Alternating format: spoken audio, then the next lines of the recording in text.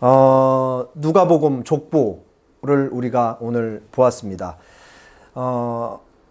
복음서에는 그 예수님의 족보가 두 군데 기록되어 있어요. 한 군데는 오늘 누가복음이고 다른 한 군데는 어디일까요? 예, 마태복음이죠. 마태복음 1장 1절에서부터 17절. 오늘 뭐 마태랑 이렇게 비교하면서 설명드리진 않을 거고, 간단하게 그냥 차이 하나를 말씀드리면, 마태복음의 족보는, 시간 순으로 이렇게 위에서 아래로 내려오는 거면, 오늘 우리의 본문인 누가복음 족보는 아래에서 이제 위로 올라가서 예수님으로부터 시작해서 아담까지 거슬러 왔다가 그 위에는 하나님이시라 라는 것까지 보는 것이죠. 그래서 이 사실을 통해 예수님은 하나님의 아들이시다라는 사실을 누가가 독자들에게 이 정보를 제공하고 있는 것입니다. 문맥의 흐름을 파악하기 위해서 지난주 내용을 간단하게 설명드리면 예수님께서 세례를 받으시는 장면을 우리가 보았죠. 그때 이제 우리는 예수님의 세례를 통해 예수님과 함께 죽고 예수님께 부활할 것이다라는 사실을 미리 이제 가리켜 보인다라는 것을 보았고, 그리고 예수님이 세례를 받으시자 성령께서 위에 강림하심으로써 예수님에게 성령 세례를 주심으로 예수님이 메시아, 왕이라는 사실을 공식적으로 이제 임명을 했다라는 것을 보았고, 하늘에서 하나님의 음성이 내려왔죠.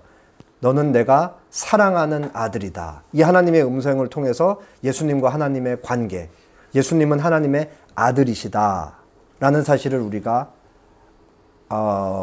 함께 나누었습니다. 그래서 오늘 우리가 보게 될 이 예수님의 족보는 누가의 기록 의도상 하나님의 아들로서의 예수님의 족보를 보는 것이다 라는 것을 우리가 알 수 있죠.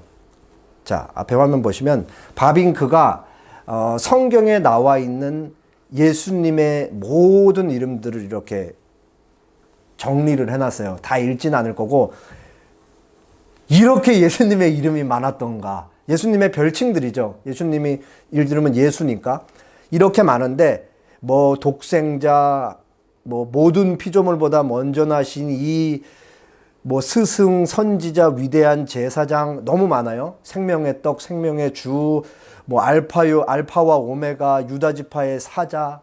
이 중에서 제가 빨간색으로 칠한 하나님의 아들로서의 예수님과 둘째 아담으로서의 예수님에 대해서 오늘 이 함께 족보를 통해서 보는 시간을 갖도록 하겠습니다. 오늘 본문에서 우리가 뭐 이 이름들을 다 살필 건 않고 실제로 살필 수도 없어요. 딱 두 절만 보면 됩니다. 먼저 첫째 절과 그리고 제일 마지막 절 23절 같이 한번 읽어볼게요. 예수께서 시작. 예수께서 가르치심을 시작하실 때에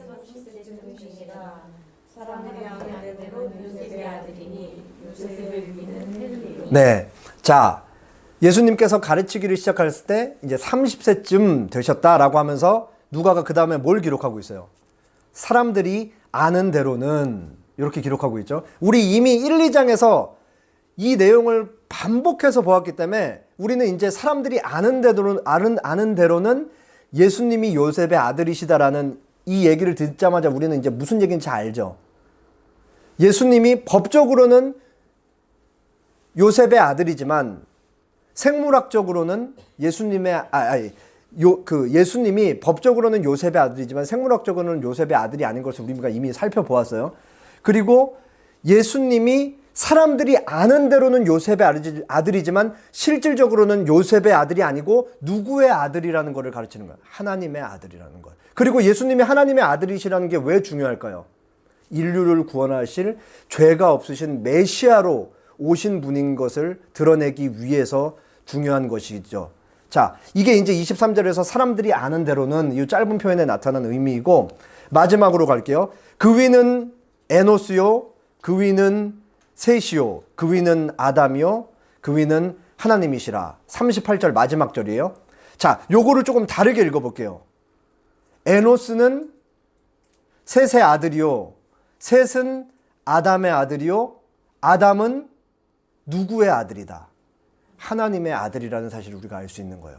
그래서 오늘 족보상으로만 놓으면 이 족보에 하나님의 아들이 두 명이 나오는 거죠. 한 명은 아담, 그리고 유일한 독생자라는 의미에서 예수님. 이렇게 두 사람이 나오는 거죠. 그래서 오늘 우리는 족보에서 그 인류의 하나님의 금지 명령을 어김으로써 인류의 죄를 가지고 왔던 아담을 만나게 되고, 그리고 아담이 가져왔던 죄를 다시 회복시켜서 생명을 주실 예수님을 만나게 돼요. 학자들은 이거를 가르쳐 첫 번째 아담과 둘째 아담 혹은 마지막 아담 예수님 이렇게 표현을 하죠. 그래서 오늘 본문을 이 족보를 통해서 우리는 첫째 아담과 마지막 아담, 둘째 아담이신 예수님에 대해서 조금 더 이렇게 보도록 할게요. 그렇기 때문에 첫째 아담이 한 행동, 금지 명령을 어긴 그 행동은 우리에게 어떤 직접적인 그리고 간접적인 영향을 미쳤는지 보기 위해서 조금 에덴 동산으로 거슬러 올라가 볼게요. 하나님께서 에덴 동산을 만드시고 거기 이제 아담과 하와를 두셨죠. 그리고 거의 모든 것을, 거의 다 허락하셨어요. 한 가지만 제외하고. 그 한 가지 제외한 것이 뭐예요? 금지 명령이. 네. 생명나무가 아니고 동산 중앙에 생명나무가 있고 그 옆에 선악을 알게 하는 나무가 있는데 그 선악이 알게 하는 나무의 열매를 따먹지 말라라는 것이 금지 명령이었어요. 그러면 하나님은 왜 굳이 그 아담과 하와의 모든 것을 허락하지 않고 하나의 예외 조항, 이 금지 명령을 두셨을까요? 왜 선악과를 두시고 거기에 달린 열매를 따먹지 말라고 하셨을까요? 이것은 제가 자주 드는 비유인데 결혼 반지랑 똑같아요. 우리가 결혼식을 할 때 공개적으로 사람들 앞에서 그 결혼 반지를 서로 이렇게 상대방의 이 손가락에 껴주잖아요. 결혼한 이후에 많은 사람들이 끼고 다니진 않지만 실질적으로 결혼 바지를 끼고 다니면서 이 결혼 바지를 통해 뭐를 생각하는 거예요? 내 배우자가 있다. 나는 혼자가 아니고 결혼한 사람이다라는 생각을 생각하잖아요. 이거와 같은 원리예요. 아담과 하와가 제가 아는 이 청교도들은 사실 거의 이제 하루가 지나기 전에 타락했다라고 보긴 하는데, 동산 중앙을 거닐고 선악을 알게 하는 나무를 보고 거기에 열린 열매를 볼 때마다 아담과 하와는 그 열매를 보면서 뭘 떠올려요? 먹지 말아라라는 걸 떠올리죠. 그럼 그 먹지 말아라는 금지 명령을 통해서 누구를 생각하게 되는 거죠? 창조주 하나님을 떠올리는 거야. 그래서 하나님은 그거를 통해 너희는 피조물이야. 너희는 독립된 존재가 아니고 지음받은 그 순간부터 철저하게 나를 의존적으로 지음받은 그런 존재야라는 것을 끊임없이 알리기 위해서 거기 금지 명령을 주신 거예요. 자, 그래서 하나님이 금지 명령을 주신 것을 구체적으로 보면 창세기 2장 16장 17절, 2장 16절 17절이에요. 제가 16절 읽고 여러분이 17절 읽을게요. 여호와 하나님이 그 사람에게 명령하여 이르시되 동산 각종 나무의 열매는 내가 임의로 먹되 17절 시작. 선악을 알게 하는 나무의 열매는 먹지 말라. 자, 여기서 잘 생각해야 돼요. 하나님과 아담 사이에, 이때는 아직 그 하와가 만들어지기 전이잖아요. 그 사람에게라고 단수라고 얘기하고 있으니까 모종의 합의가 있었어요. 이거를 언약이라고 부르는데, 먹는 날에는 반드시 죽으리라 라는 말씀을 거꾸로 뒤집어서 읽으면 어떻게 우리가 이해할 수 있죠? 먹으면 죽는데 지속적으로 먹지 않으면 어떻게 된다는 거예요? 계속 살 수 있다고요. 이미 여기서 그 생명이 허락된 거였어요.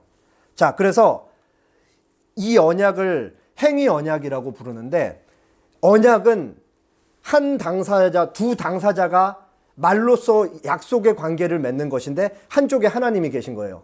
그리고 한쪽에 인간 아담이 있는 것이죠. 그래서 하나님이 아담에게 말하는 거예요. 선악을 알게 하는 나무의 열매는 먹지 말라. 먹는 날에는 네가 반드시 죽으라. 아담이 이걸 듣고 알아들어요. 내가 저거 먹으면 죽는다. 먹지 않으면 계속해서 살 수 있다. 그래서 아담이 너랑 나랑 언약관계를 맺겠네, 얘라고 이런 내용은 있지 않지만 여기에 언약관계가 이미 형성되어 있다는 사실을 알 수 있는 거죠. 그리고 아담이 이 사실을 너무나 잘 알고 있었고, 아담은 이 금지 명령을 100% 지켜낼 수가 있었어요. 첫 번째, 하나님의 형상으로 지음을 받았고 전적으로 하나님을 사랑하는 존재로 지음을 받았기 때문에 이걸 다 지켜 행할 수 있었다고 그러고요. 그럼에도 동시에 타락할 가능성이 열려 있었죠. 왜 그래요? 마리오네트, 로보트가 아니니까. 하나님이 이 창조한 피조물을 통해 아담을 통해 자발적 사랑을 받기 원하셨기 때문에 로보트를 짓지 않았기 때문에 타락의 가능성은 여전히 열려 있었던 것이죠. 그래서 이 부분이 중요한데 행위 언약의 내용은 네가 먹는 날에는 반드시 죽으리라고, 행위 언약의 원리는 행하라 그리하면 살리라예요. 먹지 마, 먹으면 죽어. 아담이 이거를 지속적으로 지켜냄으로써 하나님과의 언약을 지킬 수 있기 때문에 이거를 행위 언약이라고 부르는 거예요. 자, 지금 잘 따라오고 계신가요? 네. 네네네. 표정이 조금 어두워지시는 것 같아서. 그래서 그 아담이 이제 타락을 하잖아요. 근데 이때 아담과 함께 전 인류가 다 같이 타락을 한 거예요. 왜냐하면 하나님께서 아담을 인류의 대표, 인류의 머리로 주셨기 때문에. 여기서 이제 그 아담과 하나님 사이에 맺었던 행위 언약은 하나님이 아담과만 맺었던 거기 때문에 이제 깨져요. 그리고 이 행위 언약의 원리 있죠. 행하라 그리하면 살리라는 아담의 자연적인 모든 자연적인 그 후손들은 모두 이 행위 언약의 원리 안에 갇히게 되는 거예요. 그래서 모든 사람들은 하나님의 법을 행해야지만 살 수 있는 존재가 되는 거예요. 근데 타락한 인간, 아담과 함께 타락한 인간이 하나님이 정하시는 거룩한 법을 온전히 지켜 행할 수가 있어요? 없죠. 그렇기 때문에 아담과 함께 모든 인류는 행위 언약의 저주 아래 갇히게 되는 거예요. 이 순간부터. 이게 이제 하나님의 공의적 속성을 통해 이제 보응이 되어야 되는 것이죠. 사실은 충족이. 자, 그래서 이 아담과 하나님이 맺은 언약이 깨지고 아담 안에서 모든 인류가 함께 타락을 했다라는 사실 기억하시고요. 그리고 하나님이 이제 아담을 에덴 동산에서 이제 쫓아내시죠. 그리고 나서 쫓아내시기 전에 중요한 복음, 제가 한번 말씀드렸던 것 같은데 원시 복음에 대해서 이렇게 주셨어요.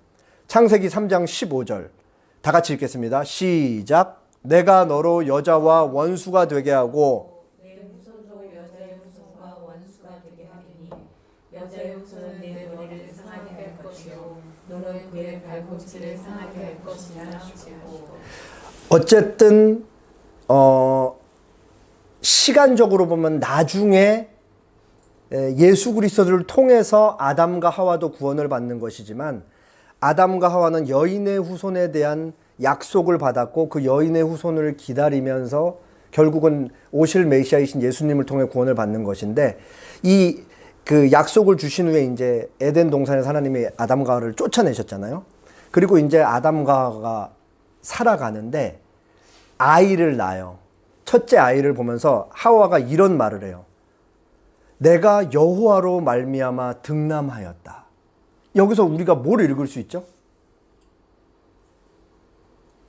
쫓겨나서 낳은 아이를 보면 내가 여호와로 말미암아 득남하였다라는 이 하와의 말을 통해 하와와 아담이 여인의 후손을 계속 기다리면서 살았다는 사실을 알 수 있는 거야. 그리고 태어난 이 첫 번째 아이를 통해 드디어 여인의 후손이 태어났다라고 생각하면서 엄청 기쁨으로 이 아이를 맞이했던 거예요.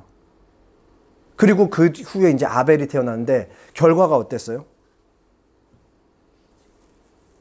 하나님께서 아벨의 제사만 받고 가인의 제사는 받지 않으니까 가인이 너무 화가 나서 얼굴을 들지 못했다라는 표현이 성경에 나오는데 얼굴을 들어 하나님을 볼 수 없을 만큼 너무 화가 나서 딱 잡고 계속 죽을 때까지 때린 거예요. 여기서 아담과 하와가 직면했을 이 죄의 무시무시한 이 죄가 얼마나 끔찍하고 비참한 것인지 느꼈을 거를 생각하면은 우리가 이 부분을 그냥 지나칠 수가 없는 것이죠. 그래서 그 가인이 아벨을 때려 죽이고 하와와 아담은 이 아이가 사실은 여인의 후손인 줄 알았지만 인류의 첫 번째 살인자를 낳았다는 사실 때문에 그 죄의 그 무시무시함에 직면을 하고 이제 계속해서 이제 살아가게 되죠. 그러면서 이제 하나님이 죽은 아벨을 대신해서 셋이라는 또 다른 아이를 주잖아요. 그러면서 이제 창세기에 아담과 셋 이후에 이제 이어지는 계보를 주시는데 이렇게 나와요. 시작하는 부분에. 아담은 130세에 자기의 모양 곧 자기의 형성과 같은 아들을 낳아 이름을 셋이라 하였고, 이미 시작부터 조금 뭔가 뉘앙스가 안 좋죠. 아담이 누구의 형상대로 아이를 낳았어요? 자기의 형상. 근데 하나님이 아담을 지을 때는 분명히 하나님의 형상이라고 나와 있잖아요. 그리고 이제 이어지는 쭉 나와요. 이렇게 다 볼 필요 없고 제가 건너뛰면서 읽을게요. 셋은 150세에 에노스를 낳았고 몇 년을 지내면서 912세를 살고 죽었더라. 에노스는 게난을 낳았고 815년을 지내며 905세를 살고 죽었더라. 게난은 70세에 마할랄레를 낳았고 840년을 지내며 910세를 살고 죽었더라. 마할랄렐은 65세에 야렛을 낳았고 야렛을 낳은 후 830년을 지내며 895세를 살고 죽었더라. 야렛은 160세에 에녹을 낳았고 960세를 살고 죽었더라. 그리고 좀 건너뛰어서 25절에 무드셀라는 817세를 라멕을 낳았고 969세를 살고 죽었더라. 28절 라멕은 180세의 아들을 낳고 쭉쭉쭉 넘어가서 라멕에서 노아로 넘어간 다음에 31절에 777세를 살고 죽었더라. 여기서 공통점이 한 가지, 이 읽은 창세기 5장의 족보에 나타난 공통점이 뭐죠? 공통점은 죽었더라예요. 그래서 학자들이 이 족보를 가리켜서 죽음의 족보라고 얘기를 하죠. 그러니까 결국은 타락한 인간에게 사망이 왔다. 그리고 그 사람들은 구원받은 사람들이든 구원받지 않은 사람들은 결국 피할 수 없는 죽음이 왔다. 그건 영적인 죽음도 의미하고 실제적인 육적인 죽음도 의미하는 것이죠, 당연히. 그리고 요 창세기 5장 앞에 창세기 4장에 그 아벨을 죽인 가인의 족보도 같이 나오는데, 이제 시간이 흐르면서 하나님께서 아담 가인으로 흐르는 이 족보의 사람들과 그리고 아벨 대신 셋에 흐르는 이 방금 같이 보신 족보의 사람들이 시간이 지나면서 같이 엉켜 살기 시작해요. 그러면서 죄악이 너무 가득 차서 하나님이 사람들이 생각하고 행하는 것이 모두 항상 악할 뿐임을 보시고, 그리고 죄가 하나님께서 더 이상 참아 보실 수 없을 정도로 이제 차가지고 이제 노아에게 말씀하셔서 방주 지으라 그러고 세상을 물로 쓸어버리시잖아요. 자, 근데 하나님이 물로 세상을 심판하신 이후에 죄 문제가 해결됐나요? 왜 해결이 안 됐어요? 그 안에 은혜를 받았지만 여전히 죄를 갖고 있던 죄인 8명이 타고 있었잖아요. 그러니까 물로 심판한 이후에 새 삶이 시작됐어도 사실은 죄는 여전히 남아있을 수밖에 없었던 것이죠. 그래서 노아의 후손들이 종횡으로다가 계속 시간이 지나면서 죄를 짓기 시작하고 죄가 확산해서, 그래서 이제 그때 당시에 지었던 것이 뭐예요? 바벨탑. 바벨탑을 지으면서 더 높이 그러나 하나님은 빼고 인간의 안녕을 우리끼리 도모하자. 그래서 죄의 끝을 보여준 게 바로 바벨탑 사건이죠. 그 노아의 후손들이 지은 죄가 여전히 오늘날까지 우리에게 미치고 있는 거예요. 그 사람들 죄의 확산이. 그래서 18세기 청교도 그 토마스 보스 목사님은 그 죄의 결과를 비참함이라고 이렇게 규정했는데, 거기서 이제 외적인 비참함, 내적인 비참함 이렇게 나눠서 조금 설명을 했어요. 몇 개만 조금 읽어볼게요. 외적인 비참함에 아담과 함께 타락한 인류에 미친 그 외적인 비참함, 죄의 결과, 혼란, 무질서, 가족 간의 불화, 도시와 나라 간의 분쟁 및 전쟁, 교만, 탐심, 복수심, 전염병, 기형, 장애, 부정, 억압, 불행한 결혼 생활, 친구들의 배신, 무자비한 상사 등. 그리고 내적인 비참함, 우리의 지각, 생각하는 게 너무 어두워졌죠. 올바로 볼 수가 없는 거예요. 죄 때문에. 이성 기능이 다 마비되고 타락이 된 거예요. 그리고 상실, 욕심, 두려움, 슬픔, 우상을 따르는 미혹. 이 우상을 따르는 미혹 같은 경우는 영화들에도 굉장히 나오죠. 어느 사회나 가보면은 다양한 잡신들이 다 존재하잖아요. 그게 결국은 타락의 결과인 것이죠. 그래서 가장 큰 비참함이 뭐냐? 결국은 죽음을 맞이할 수밖에 없는 존재가 되었다라는 것이죠. 이 노아 얘기는 너무 멀고 이 18세기에 스코틀랜드에서 살았던 토마스 보스턴 목사님도 우리랑 한 400년 정도 떨어 있잖아요. 근데 노아 시대나 이때 보스턴 목사님이 열거한 이 외적인 내적인 비참함들이나 죄의 결과들은 사실 이 내용은 당장 우리가 지난주에 그리고 올 한 해 살아오면서 뉴스 보도를 통해 계속해서 들었던 내용들이에요. 사실은 러시아와 우크라이나 사이에 전쟁이 있죠. 신냉전 시대라 불리는 미국과 중국 사이에 화폐 전쟁이 끊이지 않고 있죠. 경제 전쟁이. 그리고 전 세계의 모든 나라들은 자신들의 이권을 위해 끊임없이 다투고 있잖아요. 국내로만 봐도 사실은 마찬가지죠. 여당과 야당은 좀처럼 이견을 좁히지 못하고 서민들이 뭘 걱정하면서 뭐에 아파하면서 뭐에 그렇게 슬퍼하면서 힘들어하면서 사는지는 관심이 있는지도 잘 모르겠으나 그 사람들 자기들만 서로 옳다고 끊임없이 싸우고 있잖아요. 그러니까 너무 우리는 피로하죠. TV를 보고 그 정치에 관련된 뉴스를 보는 것이.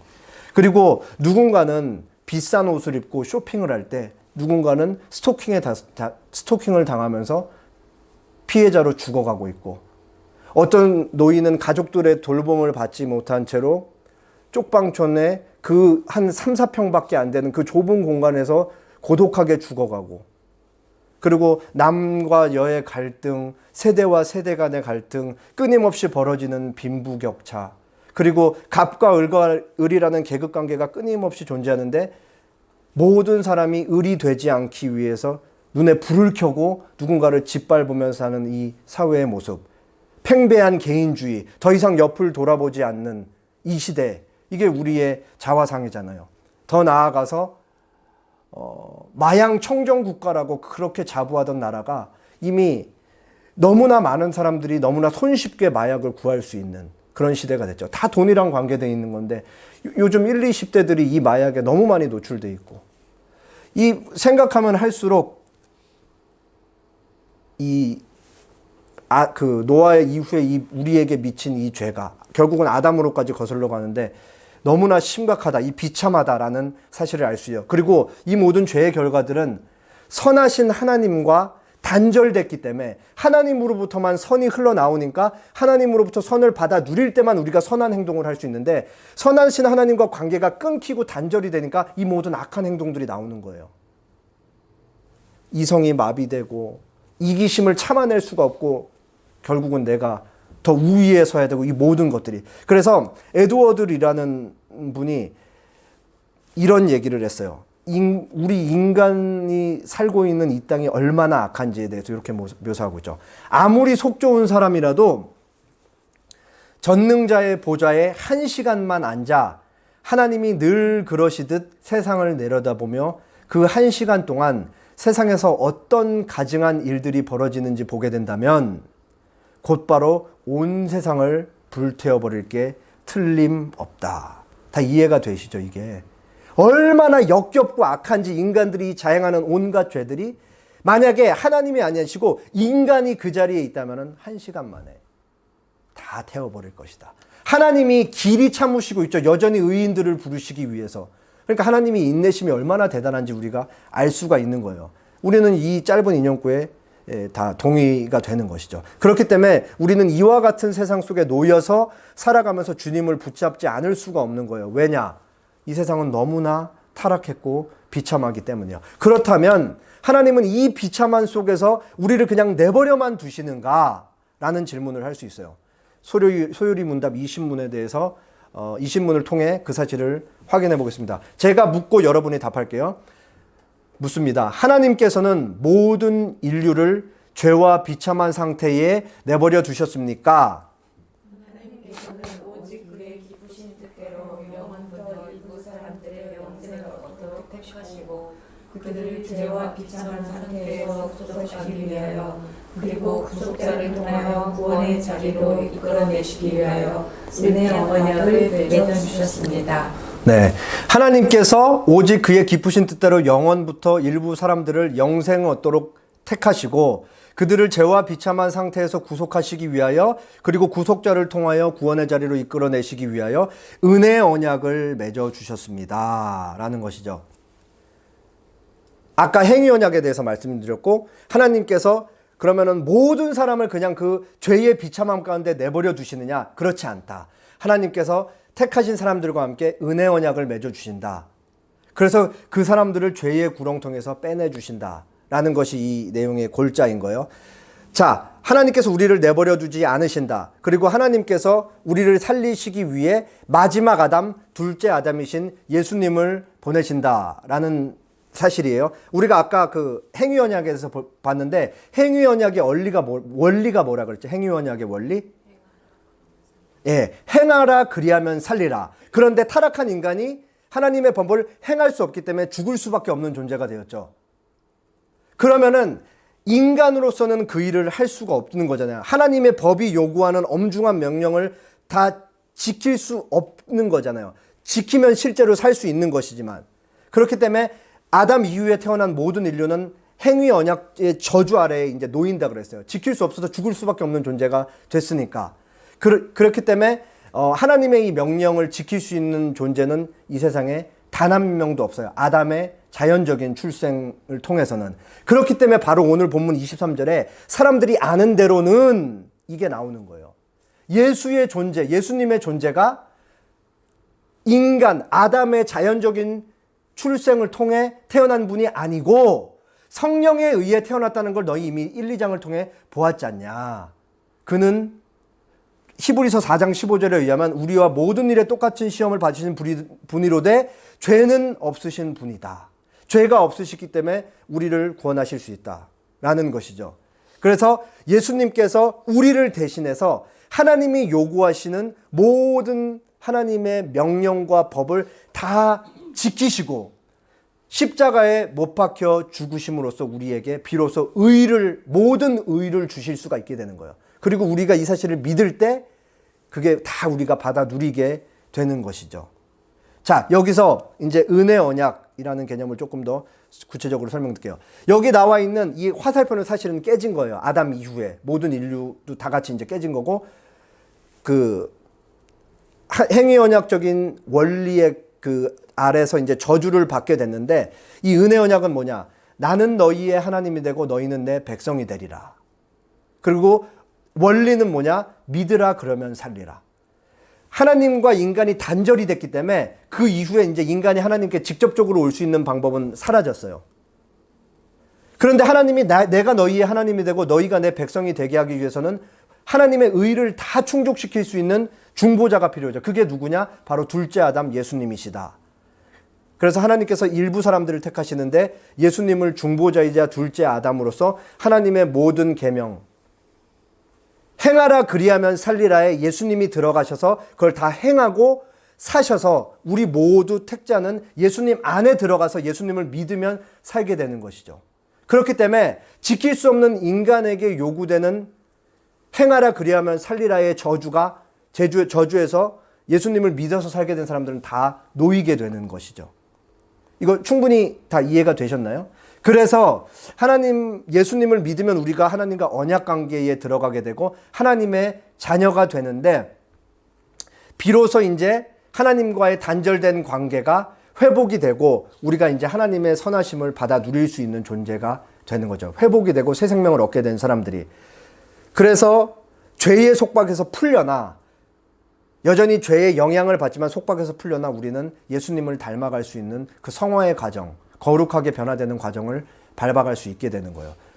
이와 같은 사실은 이 쓰레기통 같은 세상 속에 우리가 어떤 존재로 살아가야 되는지, 어둠이 깊게 짙게 넓게 들이운 세상 속에서 우리가 어떠한 빛의 존재로 살아가야 되는지를 다시 한번 생각하게 되는 거죠.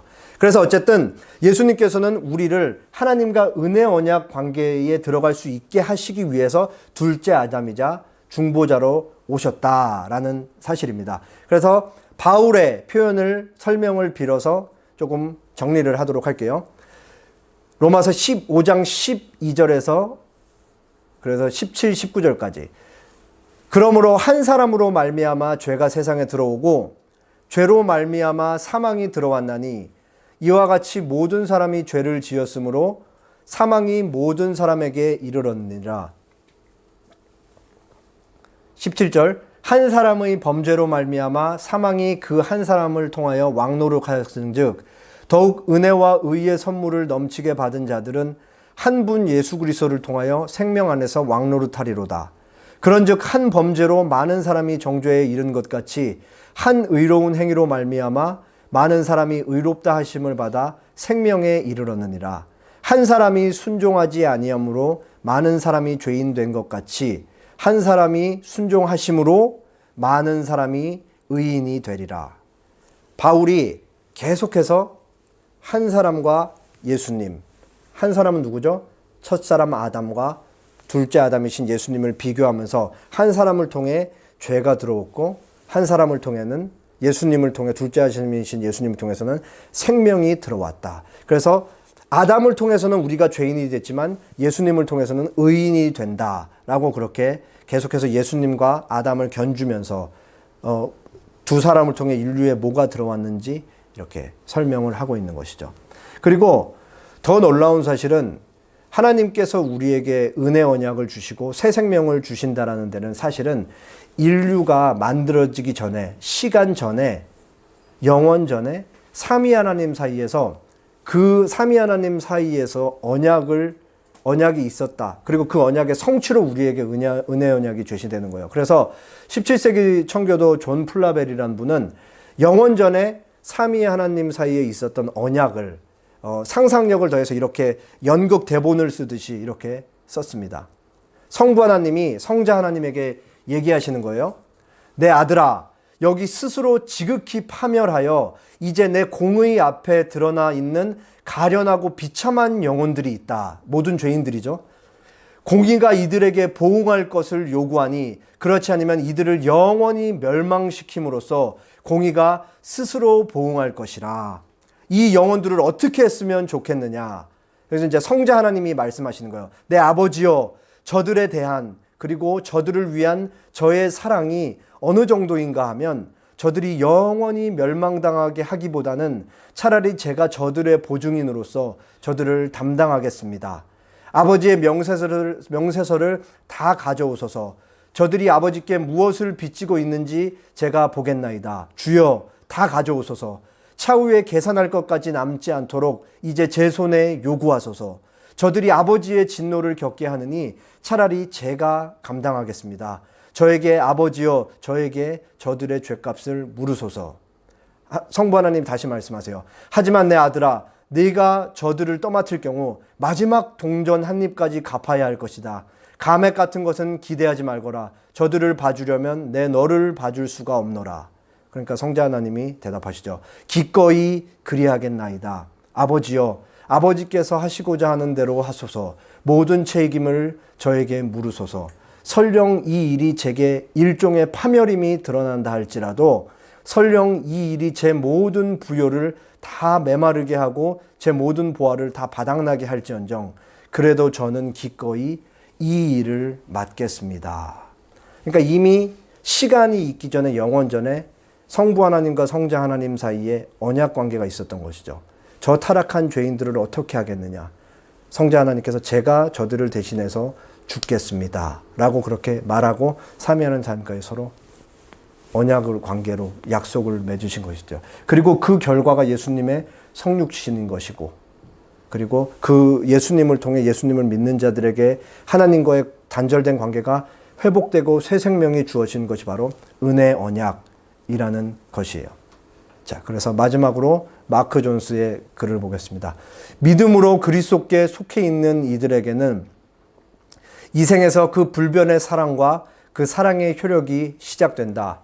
우리는 하나님을 사랑하기 전에 먼저 하나님의 사랑을 받는 이들이다. 하나님께 대한 우리의 사랑은 불완전하다. 하지만 우리를 향한 하나님의 사랑은 하나님의 존재만큼 늘 변하지 않는 상태로 있다. 우리를 살리기 위한 예수님의 성육신은 삼위 하나님의 발로입니다.